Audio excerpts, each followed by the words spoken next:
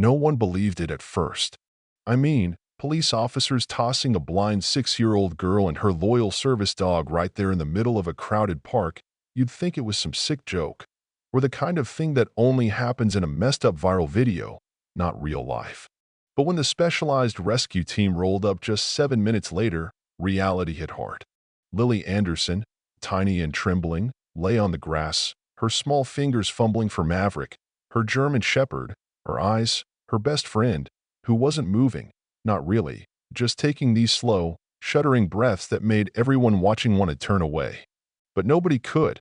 People were everywhere, phones out, recording, gasping, some crying, some just frozen. "What have you done?" Lily's mom, Sarah, screamed at the cop, cradling her daughter's head. "She's blind. He's a service dog." The officer just stood there, pale, horror dawning on his face, like maybe, finally, he got it. But that didn't change a thing as they rushed to the vet clinic. 20 minutes later, in that antiseptic, humming emergency room, the doctor's words cut through everything. "We have 24 hours to save this dog's life." Sarah walked the sterile hallway, her footsteps echoing off linoleum, glancing through the observation window to where Lily sat beside Maverick's table, her small hand resting on his neck. Monitors beeped steadily, the only comfort in a room where comfort felt impossible. "Mrs. Anderson." Dr. Thompson's face was tight with concern, clipboard in hand. "Could I speak with you privately?" Sarah just shook her head. "Here. I'm not leaving them." The vet nodded, lowered her voice. Maverick's heart was in trouble, cardiac arrhythmia from the taser, complicated by old injuries from his military service days. The only medication that might help was called Cardiacs, but it wasn't in Pine Ridge. The closest dose was a stormy, dangerous drive away at Central Veterinary, 2 hours over the mountains, and Maverick might not make it that long. Sarah just stood there, watching Lily sing softly to her dog. The same lullaby Sarah used to sing when Lily was little, and Maverick, his tail thumped in reply, weak but alive. All Sarah could think about was how much loss her daughter had already endured, born blind, her father Robert killed in a sandstorm overseas. Sarah herself, a former military canine trainer who'd quit after Robert's death because being around working dogs hurt too much. Maverick was supposed to be a new beginning. Instead, he was now fighting for his life. Dr.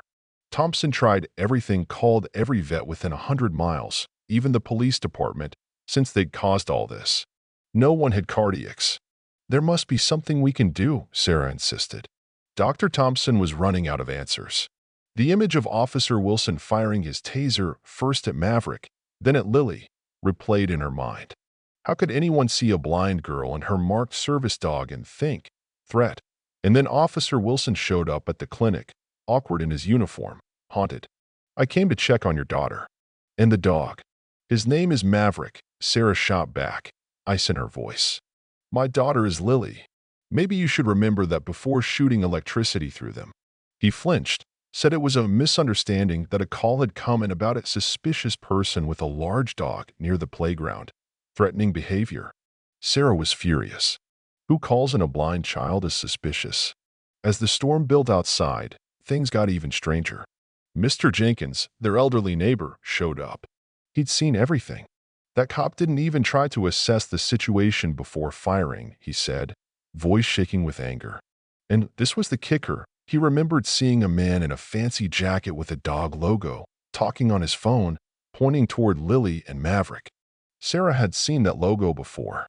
Elite Canine Training, the new, aggressive dog training company in town, in competition for a huge government contract, one that Maverick's training center, Faithful Companions, was also chasing. Sarah's suspicion hardened.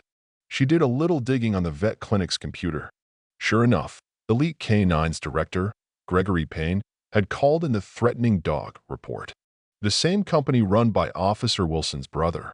It was all looking way too deliberate, like they'd staged an incident to discredit a rival's dog and maybe sway a multi-million-dollar contract.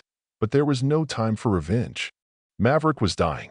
Officer Wilson, pale with guilt and maybe more, offered to drive to Central Veterinary in the police cruiser. Sarah was barely able to process it all when the clinic doors burst open and in swept Dr. Richard Bennett, silver-haired, direct, not local, accompanied by federal agents. He introduced himself as the director of the National Service Dog Association, there to oversee the case because, as it turned out, videos of the park incident had already gone viral. The DOJ was getting involved, a potential civil rights violation under the ADA. Dr. Bennett had the cardiacs. He'd called in every favor, gotten Maverick's records, had the medication delivered. "Why did you bring it?" Sarah asked. Bennett's answer made her cold all over. This wasn't the first time a service dog had been targeted. In the last 6 months, four other centers competing for government contracts had suffered similar incidents, poisonings, accidents, suspicious aggression claims. In every case, Elite K9 or their affiliates stood to benefit. As Dr. Thompson administered the medication, Bennett turned the conversation personal. "Has anyone from Elite K9 ever tried to pitch you their services?" Sarah remembered a smooth man at the farmer's market, bragging about their superior dogs and warning about unfortunate incidents.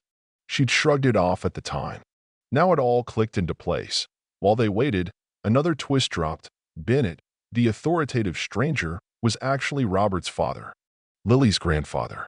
He'd been estranged from Robert, never met Sarah or Lily, watched from a distance, made anonymous donations to Lily's care. The revelation hit Sarah hard. But in the chaos, it was just one more shock. Then the power went out, generator failing as the storm intensified. Maverick's life depended on machines that needed electricity, and with the storm cutting off all the roads, there was no way to get to Central Veterinary. Bennett made a call, used his old military connections, and arranged for a Black Hawk helicopter to fly Maverick, Lily, Sarah, and Dr. Thompson to Andrews Air Force Base, where military veterinarians were standing by. The ride was wild. Rain, noise, turbulence. Maverick crashed mid-flight, his heart flatlining.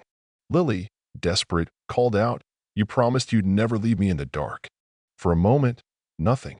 Then, as the doctors prepared to give up, Maverick's heart kicked in. A miracle, the vet called it. But everyone in the cabin knew what had really brought him back.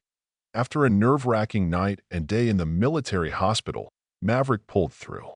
The investigation into Elite K9 blew up nationally. Gregory Payne and others were arrested for fraud, conspiracy, and ADA violations. Officer Wilson lost his job, but cooperated, even became an advocate for better police training around disability and service animals. Sarah, Lily, and Maverick returned home, forever changed. 1 year later, in the Capitol building, the president himself called Lily and Maverick forward as he signed Maverick's law, National Protections for Service Animals. Stiffer penalties for interference, required police training, funding for service dog programs.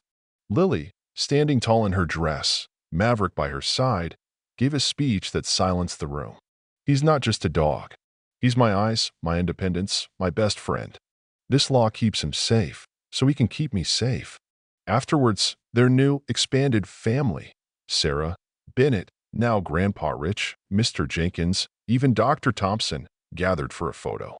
Maverick, healthy again, wore his blue service vest like a badge of honor, the only trace of that terrible night a white patch of fur where the defibrillator burned him.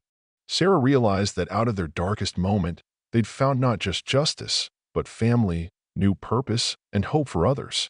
Lily, ever practical, wanted to visit the Lincoln Memorial at midnight, because my teacher says it's about freedom, and I want to touch the words.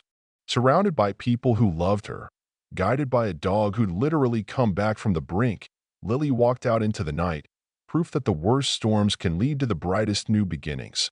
You know what I mean? Sometimes the greatest miracles aren't in what we survive, but who we hold on to after the storm passes. So, have you ever had a Maverick moment where someone pulled you through the impossible? Or maybe, like Bennett, you found the courage to come home after years away? Share your story in the comments below. In a world full of darkness, maybe our best hope is reminding each other we're never alone.